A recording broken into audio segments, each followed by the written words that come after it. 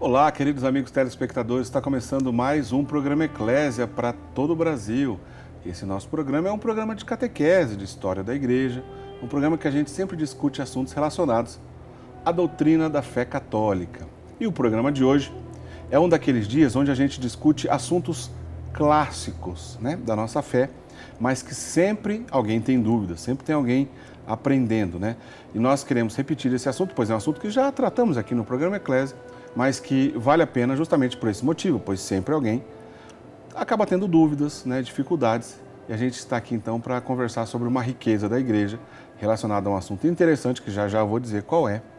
Mas antes eu quero dar boa noite ao Padre Guido Montinelli. Boa noite, Padre Guido. Boa noite, Diácono Érico. Boa noite, prezados amigos telespectadores. Sempre com tanta alegria, com profunda emoção, chegamos nas vossas casas como instrumento nas mãos de Deus para transmitir aquela palavra de vida eterna através do Evangelho, através do magistério da Igreja, defendendo todas as verdades de fé que nós pronunciamos e, sobretudo, como se diz na gíria, vestindo a camisa do time de Cristo e sentindo-nos orgulhosos de pertencer a esta grande família que, com o nosso pastor e nosso mestre, nos leva a santificar a nossa existência e a sermos hoje melhores e diferentes de ontem. Muito bem. O assunto de hoje, no programa Eclésias, vamos falar sobre o purgatório. O purgatório na doutrina da igreja. Mas quando a gente cita, a gente traz para discussão esse assunto do purgatório, vem um monte de coisa, junto a esse assunto. Por exemplo, a gente vai discutir também questões relacionadas à oração pelas almas do purgatório, especialmente nos primeiros dias do mês de novembro, que sempre tem algo riquíssimo que a igreja nos orienta nesse sentido. O Padre Guido vai explicar para a gente de acordo com o que a doutrina ensina sobre isso. Vamos falar também sobre as dimensões da igreja. Você entende bem quais são as 3 dimensões que a igreja se divide? E o que é a comunhão dos santos? Qual é a relação da comunhão dos santos com tudo isso? Então esse é o assunto do programa Eclésia de hoje. Você nos acompanhe desde o início do nosso programa para que você possa mergulhar conosco nessa discussão. O purgatório na doutrina católica, na doutrina da igreja. Padre Guido, antes da gente entrar nas questões relacionadas à comunhão dos santos e tudo mais, explica logo de cara para a gente, para não restar dúvida, quais são essas 3 dimensões da igreja? A igreja é dividida em 3 partes, Padre Guido? Não, mas que dividida digamos assim, são 3 dimensões da igreja. A igreja é catalogada em igreja militante, igreja padecente e igreja triunfante. O que significa isso, por favor, Padre Guido? Exato. A igreja militante é constituída pelas pessoas que estão vivendo aqui na Terra como todos nós, certo?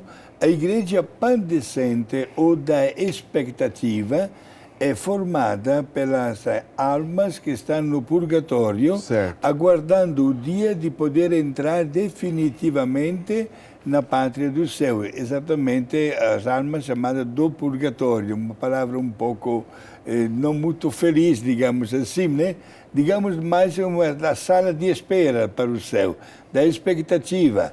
E a igreja triunfante é formada pelas almas que já se encontra na luz eterna para toda a eternidade da pátria do céu. Então, só deixando bem claro, igreja militante somos nós aqui na Terra. Perfeito. Nós estamos nesse momento na igreja militante. Igreja padecente é o assunto do Eclésia de hoje, que é sobre o purgatório. As almas do purgatório, então, se chamam de igreja da padecente. Padecente, ou da expectativa, digamos. Certo. Isto é, não estão ainda na pátria do céu, mas não está mais também aqui na Terra. É nesta fase de transição, ou melhor ainda, a palavra certa, de purificação, porque vai no purgatório alguém que ainda não tem a perfeição para poder chegar na pátria do céu. Certo. É necessário, portanto, não se trata de um tempo. Nós calculamos tudo à base de relógio, de tempo, de dias, de anos, etc. Mas de um estado de vida para poder purificar-se. E este estado de vida digamos assim, termina e se concretiza através não só da oração nossa também aqui na Terra, por isso falaremos nesse programa da necessidade de lembrar todas as almas que estão no purgatório, como também pela intercessão dos santos de Nossa Senhora, eis que as almas vão vibrar de alegria quando de repente, digamos assim, se abrem para elas as portas do céu. Muito bem, e triunfante justamente, então, onde os santos estão na igreja triunfante, é isso? Exato, e chegando na igreja triunfante, isto é, na pátria do céu, ao lado de Jesus, de Maria, de todos os santos, também os santos se tornam intercessores para nós que estamos aqui na Terra. Como deixou bem explicado no começo, Diácono Hélio, o senhor falou, né, da comunhão dos santos, um artigo de fé que nós pronunciamos toda vez que rezamos o nosso credo. Isto é, afirmamos que entre os 3 estados de igreja, militante, padecente e triunfante, há um verdadeiro intercâmbio de favores espirituais e religiosos. Na medida como nós rezamos pelas almas, as almas do purgatório poderão chegar quanto antes na pátria do céu. Chegando na pátria do céu, intercedem por nós. Por isso que nós invocamos os santos, nós pedimos a proteção dos santos, e os santos são verdadeiros intercessores diante de Deus para que benefícios espirituais possam chegar até para nós. Bom, interessante, né? Agora, já que a gente vai falar mais da igreja padecente no programa de hoje, tem uma citação do catecismo interessante que eu queria chamar isso para os nossos telespectadores agora, para a gente acompanhar essa passagem do catecismo que tem tudo a ver com a nossa conversa a seguir. Bom, o Catecismo da Igreja Católica, no parágrafo 1030, né, 1030, destaca o seguinte texto, presta atenção. Aqueles que morrem na graça e na amizade de Deus, mas imperfeitamente purificados, estão certos da sua salvação eterna. Todavia, sofrem uma purificação após a morte, a fim de obter a santidade necessária para entrar na alegria do céu, né? Então, lembrando, essa citação do Catecismo é o parágrafo 1030. Padre Guido, o que significa imperfeitamente purificados? Exato. Para poder chegar na pátria do céu, devemos estar perfeitamente purificados. Isto é, não ter mais nenhuma mácula como consequência dos nossos pecados. Portanto, é necessário que possamos todos entrar na pátria do céu nestas condições.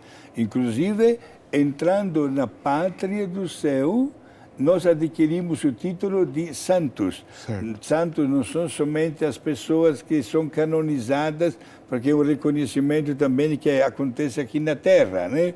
Santos, a perfeição para a santidade é uma ordem categórica que vem da parte de Deus e que cada um de nós, no pleno respeito do seu estado profissional, tem tudo para poder alcançar este objetivo.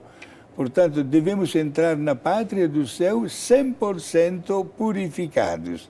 É interessante, Diácono Eric, esta comunicação e esta doutrina da Igreja, para poder, a um certo ponto, não vou dizer compartilhar, mas notar como há religiões paralelas à religião cristã, onde também se admite o estado da perfeição logo após de ter alcançado uma purificação total. Até o mesmo Espiritismo, com as formas iniciais de hinduísmo, como também de budismo, afirma a necessidade de uma purificação já aqui na Terra. Só que quando, de uma geração para outra, que quando chega os últimos degraus, digamos assim, da perfeição, eis que estas religiões, que são antiquíssimas, afirmam que a alma se encarna em 3 tipos de animais, né? A vaca, a cobra e o macaco. que são considerados até hoje como animais sagrados, e só depois da purificação destes corpos eis que finalmente se abrirá aquele estado de vida, dizem eles, chamado Nirvana, que é a purificação total à pátria do céu. Respeitamos essas religiões que são também milenárias, mas chegamos à nossa religião. E o fato de poder entrar na pátria do céu 100% purificado é artigo de fé. Portanto, daqui a pouco vou citar até alguns concílios que falaram a respeito disso, mas a definição que o Catecismo da Igreja Católica afirma é extraordinariamente perfeita. Isto é, todos somos chamados para a pátria do céu, mas não podemos entrar se tivermos algumas falhas, não graves, naturalmente, mas que merecem serem purificadas. Bom, antes da gente continuar aqui a falar sobre o purgatório e tudo mais, o senhor passou por essa questão aí de que algumas religiões professam de maneira contrária ao que o cristianismo ensina, né? O senhor estava dizendo da reencarnação e para nós cristãos, né? Para nós católicos, nós acreditamos na ressurreição. Mas tem um texto bíblico em Hebreus que isso deixa um pouco mais claro, Padre Guido. O senhor lembra essa passagem de Hebreus, Sim. o contexto dela para a gente? Sim, exatamente. É o capítulo 9, versículo 27. Certo. Onde se afirma que está estabelecido que nós vamos morrer só uma vez e que logo após a morte haverá o julgamento. Sim, tenho certeza do que estou falando, a citação, né? Capítulo 9, versículo 27, podem averiguar na carta aos Hebreus. Então, de acordo com esse ensinamento bíblico, com esse embasamento bíblico, a igreja ensina essa verdade de fé. A gente vai morrer uma única vez e ser julgado imediatamente após a morte. Nesse julgamento, aqueles que estão, ao contrário do que o catecismo diz, né? Aqueles que estão imperfeitamente purificados não chegaram a hora ainda da pátria definitiva do céu. Aqueles que já estão devidamente purificados, sim, o céu. E esse estágio, esse período, né, da igreja padecente, justamente o purgatório, é para que as pessoas sofram uma purificação após a morte, como diz o Catecismo no 1030 que eu li agora há pouco. Padre Guido, ainda para a gente deixar claro isso. A pessoa se confessou do que diz respeito à culpa, ela não carrega mais, portanto ela não merece mais o inferno. Que ela pediu perdão a Deus, não carrega a culpa por aquele pecado, foi perdoado. Sim. Mas mesmo aquele pecado que foi perdoado, existem as consequências, né? Uma outra maneira de dizer são as consequências das penas temporais. São essas penas temporais, essas consequências do pecado já perdoado, que nós seremos purificados no purgatório? Perfeito. Portanto, meus amigos, é muito importante a sua colocação, inclusive já está entrando no tema das indulgências, né? O grande poder que a Igreja tem de agir em nome de Deus, fazendo com que até os castigos temporais, devido aos nossos pecados cometidos, confessados e já perdoados, sejam anulados, graças a este grande poder da Igreja, que para facilitar até a nossa chegada na pátria do céu. Porém, se trata naturalmente de um perdão, de uma indulgência diante de pecados veniais, não de pecados graves. Deus respeita até o último instante da nossa vida a liberdade que Ele nos concede. O uso bom da liberdade, da vontade e da inteligência nos leva a nos comportar como autênticos cristãos. Mas a nossa natureza humana, também ferida pelo pecado, pode nos aconselhar a pegar um caminho paralelo que depois não vai dar em nada.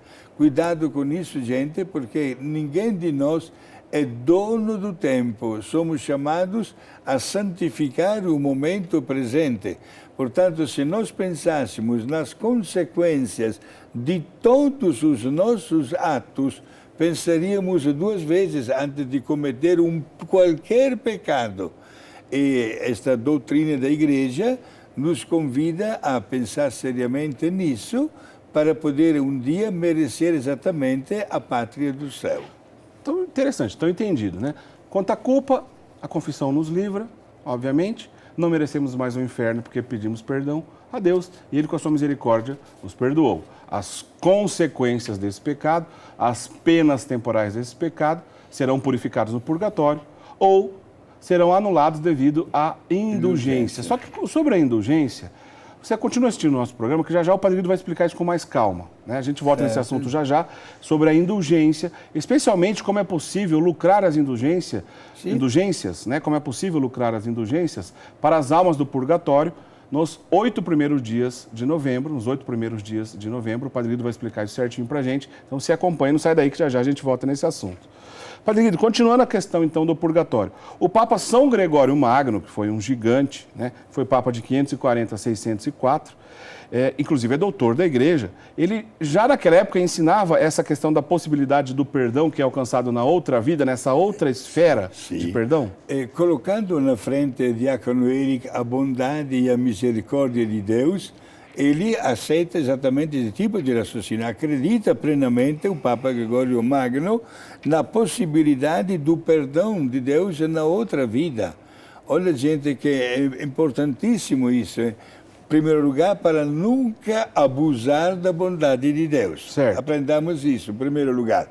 Em segundo, mesmo que com os nossos pecados veniais, digamos assim, estamos estragando a nossa amizade com Deus, criando uma distância com Ele, não devemos nunca desconfiar da bondade e da misericórdia de Deus. Certo. Mesmo diante de qualquer pecado, meus amigos, nunca fechar os nossos olhos à noite para o merecido descanso noturno, sem pedir perdão a Deus por algo que aconteceu e que estragou um pouquinho a nossa amizade com Ele. Somos chamados a sentir horror do pecado e a experimentar a alegria da beleza da graça de Deus. Além do São Gregório, que é doutor, o senhor ia completar alguma coisa, Padre Guido? Não, era isso aqui, okay. A voz da Igreja, exatamente, do magistério. Justamente porque os concílios, né, Padre Guido, vários concílios da Igreja trataram desse assunto também. Relembra para a gente alguns desses concílios, Padre Guido? Sim.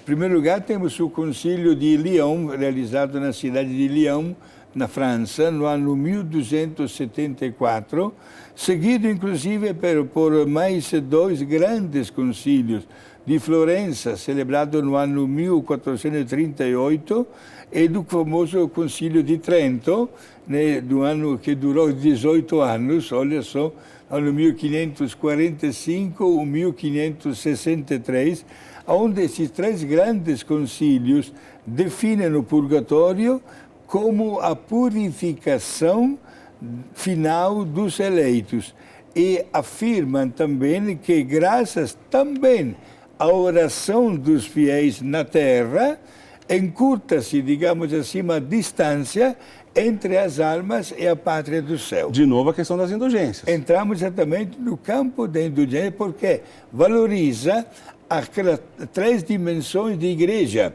Igreja militante, como falamos no começo, padecente e triunfante. É o verdadeiro intercâmbio de favores celestes e benefícios que acontecem entre as almas destas 3 categorias de igreja. Sobre a indulgência, repito, o Padre Guido vai explicar já com calma, né, como é possível lucrar. Lucrar é a palavra correta, né? A expressão correta que a gente usa. Como é possível lucrar as indulgências para as almas do purgatório nos 8 primeiros dias, né? Nos 8 primeiros dias do mês de novembro. Depois, São Francisco de Sales também tratou desse assunto, Padre Guido? Sim. São Francisco de Sales, que viveu no ano 1567 até o 1655, ensinava que é preciso tirar mais consolação do que temor do pensamento do purgatório. Por exemplo, até a iconografia, a fantasia cria o purgatório como um lugar de sofrimento, de desespero às vezes, né? De falta de possibilidade de melhorar a condição. Não é bem assim, porque é uma passagem, digamos assim, em termos materiais, não se trata de tempo, se trata de estado de vida para irmos definitivamente para a pátria do céu. Por exemplo, ele considera São Francisco de Sales que as almas vivem em contínua união com Deus. Não ficam revoltados com Deus como as almas que estão no inferno. Purificam-se voluntariamente e estão certas da sua salvação. Têm uma paz profunda e agradam também a Deus. Interessante notar esta porta digamos, de estado de vida eterno maravilhoso que está prestes a se abrir para as almas do purgatório.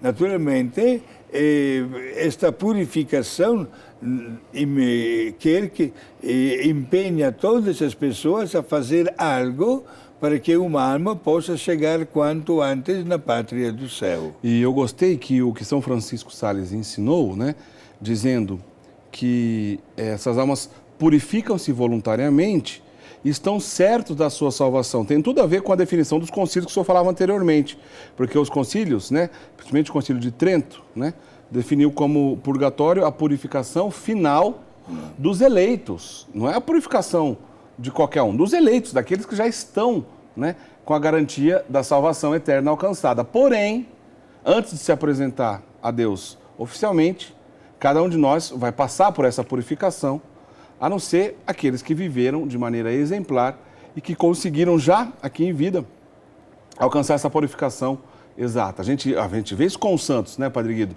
Muitos santos alcançaram isso aqui na Terra. Sim. Né? Outros alcançaram também a pátria do céu depois. Agora, uma coisa é dogma de fé. Quando o magistério da Igreja proclama uma pessoa beata ou santa, nenhuma dúvida pode ser apresentada quanto à presença desta alma na pátria do céu. Interessante.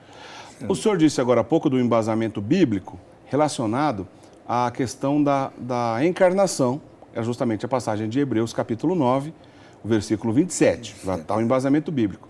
E para a existência propriamente dita do purgatório, existe também um embasamento bíblico claro, Padre Guido? Sim, se encontra exatamente no segundo livro dos Macabeus, no capítulo 12.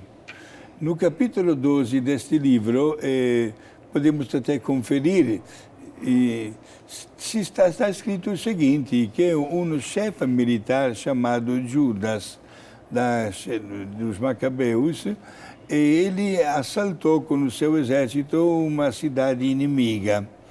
E no dia seguinte, após ter conquistado esta cidade, deu ordem para os seus soldados recolher os cadáveres dos soldados mortos para dar digna sepultura.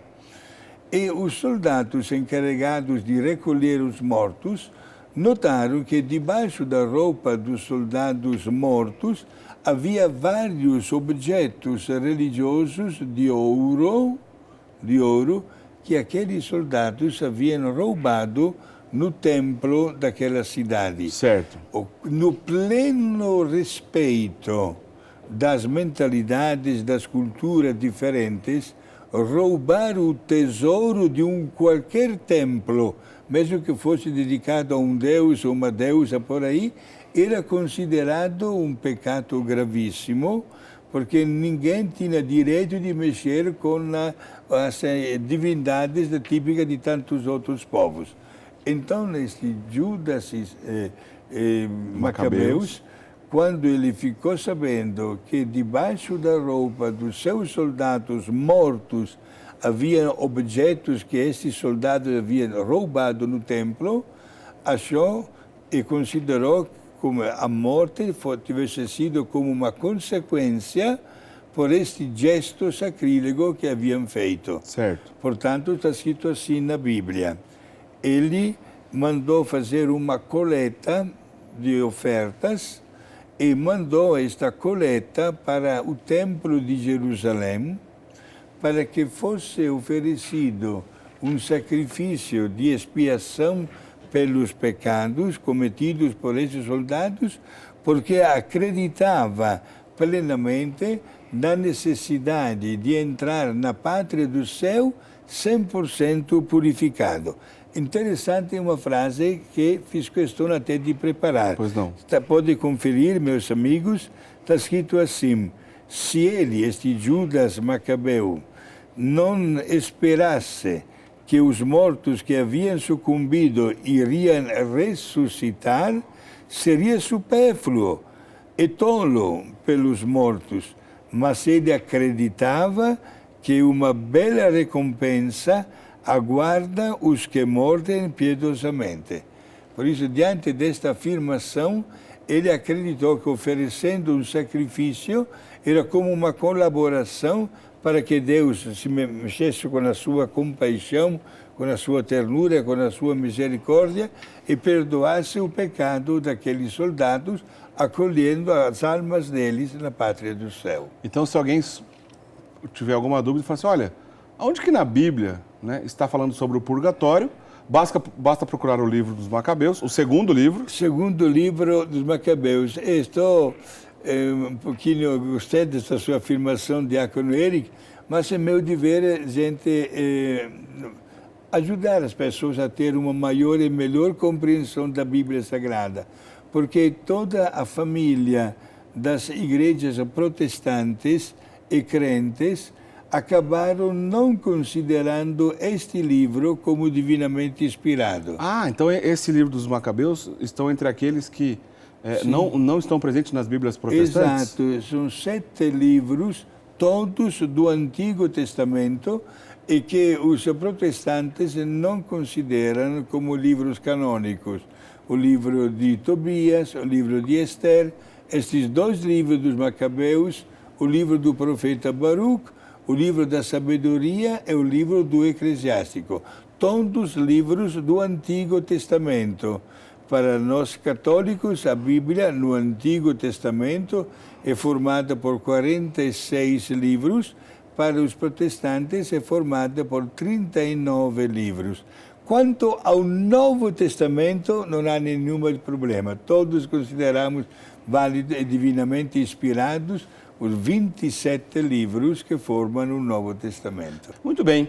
Então, no segundo livro dos Macabeus, né, no capítulo 12 do segundo livro dos Macabeus, né, Padre Guido? É justamente o texto bíblico onde a igreja, né, baseada nesse texto bíblico, ensina a seus fiéis essa verdade de fé da existência do purgatório. Lembrando que tudo isso faz parte da revelação divina. A revelação divina se iniciou lá atrás, a partir de Abraão, e se encerra com a morte do último apóstolo. Tudo isso é a revelação divina e a igreja, né, que é guardiã dessa revelação divina, que nos ensina isso ao longo dos séculos, deixa bem claro que essa verdade existe com esse embasamento bíblico. Então a igreja não inventou, não tirou isso de algum lugar assim sem importância. Justamente são as Sagradas Escrituras que nos atestam essa verdade de fé. A gente vai para o intervalo, na volta o Padre Guido vai falar para a gente. E nosso Senhor Jesus Cristo, né? Ele falou alguma coisa sobre essa ideia do purgatório, sobre essa questão do purgatório? Vamos entender sobre isso. E conforme combinamos, o Padre Guido vai explicar certinho a questão das indulgências e como é possível lucrar as indulgências para as almas dos fiéis falecidos que padecem no purgatório.